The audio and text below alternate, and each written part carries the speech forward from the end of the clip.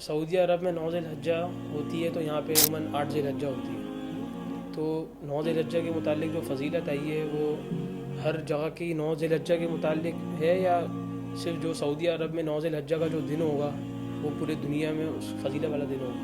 تو ایسی صورت کے اندر جو لوگ جو ہیں ان سے ایک دن آگے چل رہے ہیں تو اس کا مطلب یہ ہے کہ وہ تو پھر روزہ رکھ ہی نہیں سکتے، کیونکہ سعودی عرب کے اعتبار سے تو یوم العرفہ ہے، لیکن ان کے حساب سے تو 10 ذی الحجہ ہے اور عید کے دن روزہ رکھنا ہی جائز نہیں ہے. اچھا، ذی الحجہ کے پہلے عشرے میں جو روزے رکھنے کی فضیلت آئی ہے، یعنی 1 ذی الحجہ سے لے کر 8 ذی الحجہ تک تو ہر دن جو ہے وہ 1 سال کے روزے کے برابر، اور جو عرفہ کا دن ہے وہ 2 سال کے روزوں کے برابر.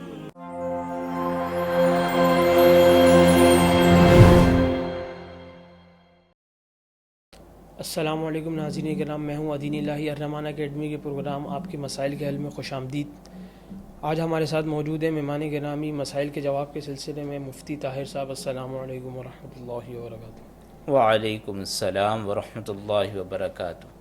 اچھا، یوم النحر عید کے پہلے دن کو کہتے ہیں، عید الاضحیٰ کے، یا 3 دن یوم النحر کے ہیں، یا بعض دیکھیں، لوگ 14 دن بھی کہتے ہیں، تو اس میں کیا تفصیل ہے؟ یوم النحر جو ہے وہ دراصل 10 ذی الحجہ کو کہتے ہیں. 10 ذی الحجہ کا دن جو ہے وہ یوم النحر کہلاتا ہے. باقی اور دن جو ہیں وہ بھی ان کے اندر بھی، یعنی باقی مزید 2 دنوں کے اندر بھی قربانی جائز ہے، لیکن یوم النحر کی جو اصطلاح ہے یہ 10 ذی الحجہ کے لیے استعمال ہوتی ہے. اچھا، قربانی کے کتنے دن ہیں؟ 3 دن یا 4 دن؟ قربانی کے 3 دن ہیں. 3 دن. 3 دن. ایک سوال یہ پوچھا گیا ہے کہ تکبیر تشریق کب سے شروع ہوتی ہے اور کس تاریخ تک کون سی نماز تک ختم ہوتی ہے؟ تکبیر تشریق جو ہے یہ 9 ذی الحجہ کی فجر سے لے کر 13 ذی الحجہ کی عصر تک جو ہے یہ تکبیر تشریق، یعنی یہ کل 5 دن ہیں. ان 5 دنوں کے اندر جو ہے تکبیر تشریق جو ہے وہ لازم ہوتی ہے. ہر فرض نماز کے بعد، چاہے آدمی جماعت کے ساتھ پڑھ رہا ہو، اکیلا پڑھ رہا ہو، مرد ہو، عورت ہو، ہر ایک پر نماز کے بعد ایک مرتبہ جو ہے نماز کے فوراً بعد، یعنی سلام پھیرتے ہی ایک مرتبہ جو ہے وہ تکبیر تشریق جو ہے پڑھنا جو ہے یہ واجب ہے. مردوں کے لیے حکم یہ ہے کہ وہ بلند آواز سے پڑھیں، اور عورتوں کے لیے حکم یہ ہے کہ وہ آہستہ آواز سے جو ہے وہ تکبیر تشریق کہیں.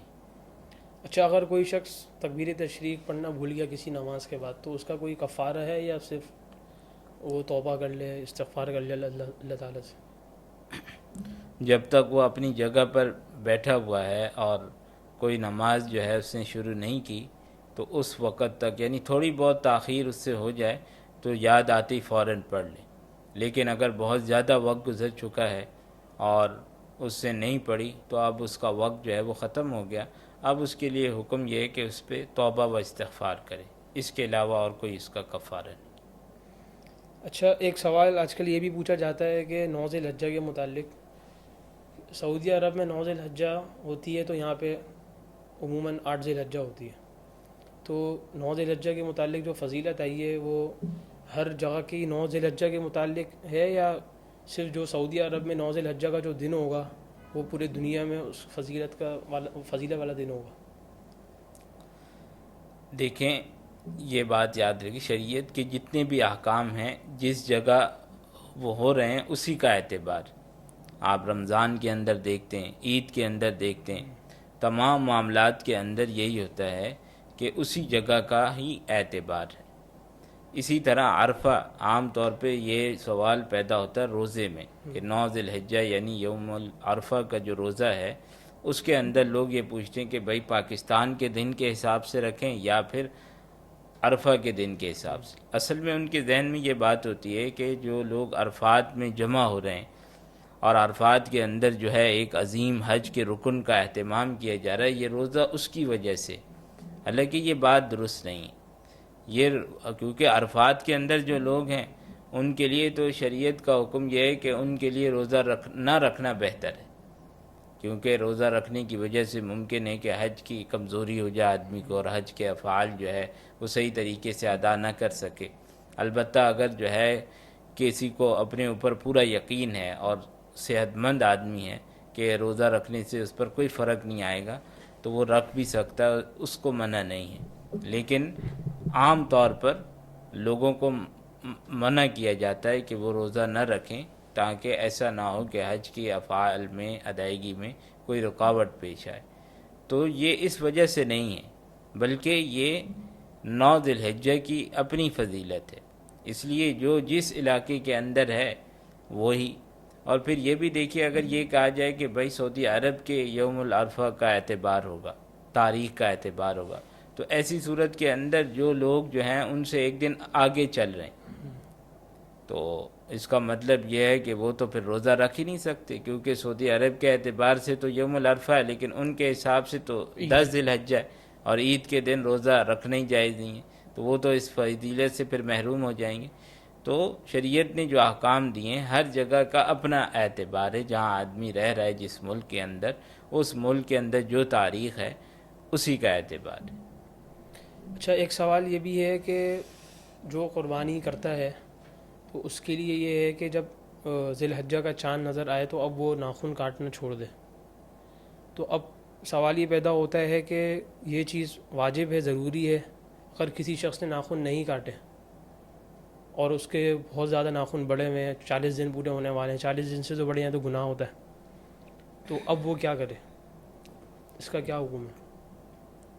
جس شخص کا قربانی کا ارادہ ہے تو ذی الحجہ کا چاند نظر آنے کے بعد اس کے لیے بال ناخن نہ کاٹنا یہ مستحب ہے قربانی کرنے تک، لیکن یہ مستحب اس وقت تک ہے جب تک کہ آدمی کو بال اور آدمی کو زیر ناف بال وغیرہ اسی طریقے سے ناخن وغیرہ کاٹے ہوئے 40 دن نہ گزر چکے۔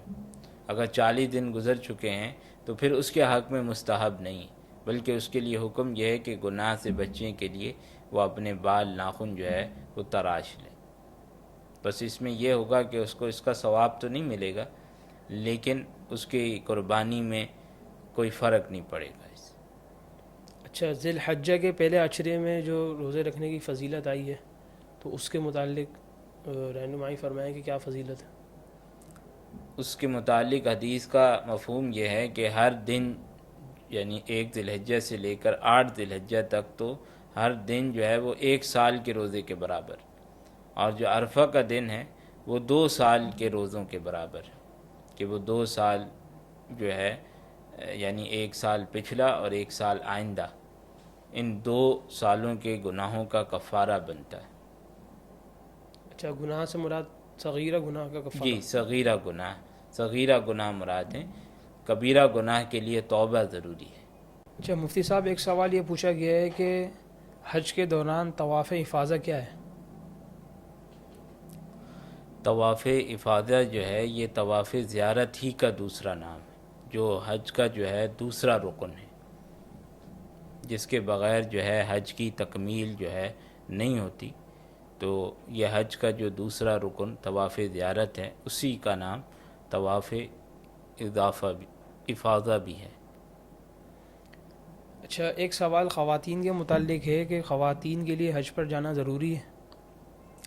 جی ہاں، جس طریقے سے مردوں پر جو ہے وہ حج فرض ہوتا ہے، اگر ان کے پاس حج کی شرائط مکمل ہیں تو عورتوں پر بھی شرائط مکمل ہونے کی صورت میں حج فرض ہوتا ہے، اور اس صورت میں ظاہر ہے ان پر بھی حج فرض ہونا، حج پر جانا ضروری ہے۔ البتہ عورتوں کے لیے ایک اضافی شرط یہ ہے کہ ان کے ساتھ محرم بھی ہونا چاہیے۔ اب بعض اوقات تو ایسا ہوتا ہے کہ ایک عورت کے پاس اپنا ایک خرچہ تو موجود ہے، اور ساتھ میں کوئی اور محرم جو ہے وہ ویسے ہی وہ اپنے حج کے لیے جا رہا ہے تو یہ عورت اس کے ساتھ چلی جائے، لیکن اگر ایسا کوئی محرم دستیاب نہیں ہے تو عورت پر تب حج فرض ہوگا جب اپنے ساتھ ایک محرم کا خرچہ بھی اس کے پاس آ جائے، جس کو وہ اپنے ساتھ حج پر لے